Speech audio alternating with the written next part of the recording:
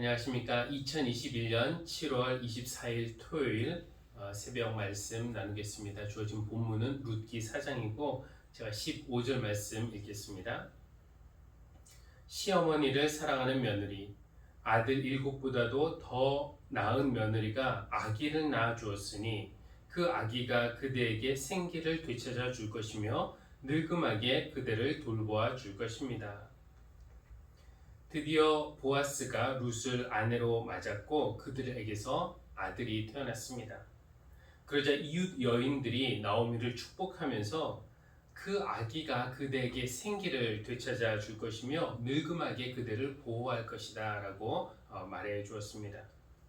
살다 보니 나오미에게 이렇게 기쁜 날도 찾아오네요. 남편 잃고 두 아들 잃고 꿈도 잃고 재산도 잃고 그럴 때는 인생이 그렇게 불행하게 끝날 줄로만 알았습니다. 하나님이 자기를 텅 비게 해서 돌아오게 하셨다고, 자기를 불행하게 하셨으니 자기를 기쁨을 뜻하는 나옴이라고 부르지 말고 괴로움을 뜻하는 마라라고 불러달라고 말할 정도였습니다.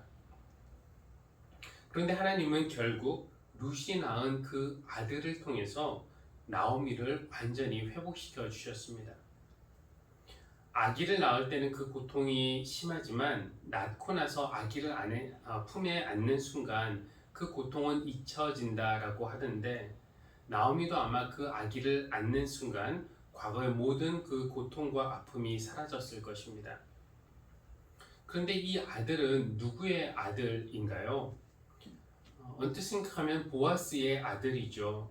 그런데 사실 보아스는 기업 물을 자의 책임을 다했을 뿐 엘리멜렉의 가문을 이어주기 위해 낳은 것이니까 엘리멜렉의 아들이라고 말할 수도 있겠습니다. 또 이 아들은 당연히 룻의 아들입니다. 그런데 4장 17절에 보면은 이웃 여인들은 나오미가 아들을 보았다 라고 말합니다. 그러니까 이 아들은 나오미의 아들이기도 합니다.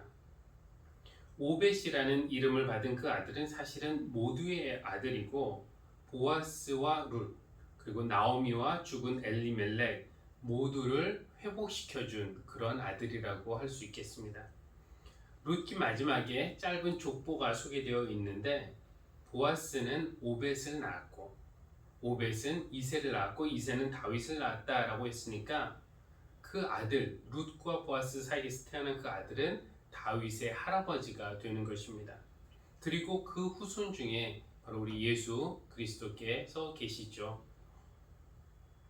룻기는 가난과 슬픔과 좌절을 겪고 포기 상태에 있던 엘리멜렉의 가정이 오벳이라는 아들을 통해서 다시 회복된 이야기라면은 성경 전체는 죄와 불행과 고통과 슬픔을 겪고 포기 상태에 있던 인류가 즉 저와 여러분이 오벳의 후손이자 다윗의 후손이신 하나님의 아들 예수 그리스도를 통해서 다시 회복되는 그런 이야기입니다.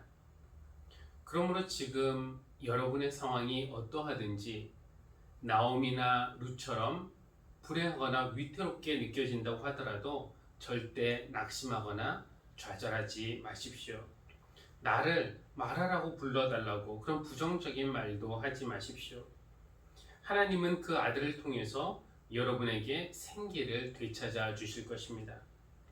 생기는 활발하고 힘찬 기운이라는 뜻을 가지고 있지만 오늘은 그 생기 한 글자씩 따서 생명과 기쁨 이렇게 읽어보고 싶습니다. 하나님의 아들 예수 그리스도께서 여러분에게 생명과 기쁨을 되찾아 주시기를 기도합니다. 기도하시겠습니다. 하나님, 나오미는 한때 마치 인생이 불행으로 끝날 것처럼 생각했고 그것을 자기의 운명처럼 받아들이려고 했습니다.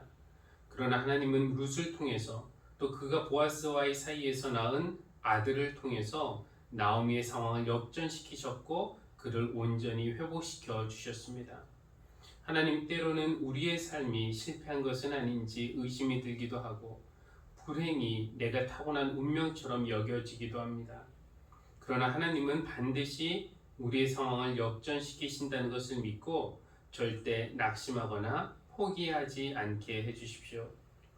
룻의 아들이 나오미에게 생기를 되찾아 주었듯이 하나님의 아들 예수 그리스도께서 우리에게 생기를 그리고 생명과 기쁨도 되찾아 주시기를 기도합니다. 예수님의 이름으로 기도합니다. 아멘.